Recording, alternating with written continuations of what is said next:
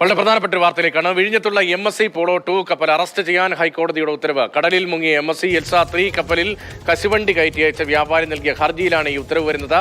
Indian തുറമുഖങ്ങളിലുള്ള 50 കപ്പലുകൾ arrest ചെയ്യാതിരിക്കാൻ MSC ഹൈക്കോടതിയിൽ കവിയറ്റ് ഫയൽ ചെയ്തിട്ടുണ്ട്. ബിനിൽ ചേരുന്നുണ്ട്. ബിനിൽ, കടുത്ത നടപടിയിലേക്ക് പോകുന്നു. ഈ കശുവണ്ടി ഇറക്കുമതി ചെയ്ത ആളുടെ ഹർജി ഏത് സ്വഭാവമുള്ളതായിരുന്നു? എങ്ങനെയാണ് ഇപ്പോഴത്തെ സാഹചര്യത്തെ ഗൗരവമായി ഹൈക്കോടതി കാണുന്നത്? രതീഷ്, ഖാനയിൽ നിന്ന് കശുവണ്ടി MSC കപ്പലിലാണ് ഈ കൊല്ലത്തെ കശുവണ്ടി വ്യാപാരി കൊടുത്തുവിട്ടിരുന്നത്.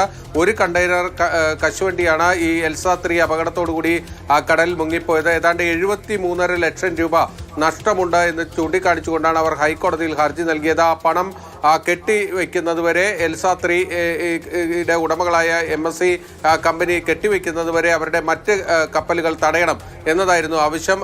ഇപ്പോൾ വിഴിഞ്ഞത്തേക്ക് വരുന്ന പോളോ 2 ആ കപ്പൽ തടയണമെന്ന ആവശ്യമാണ് അവർ മുന്നോട്ട് വെച്ചത്. അതാണ് ഇപ്പോൾ കോടതി അംഗീകരിച്ചിരിക്കുന്നത്.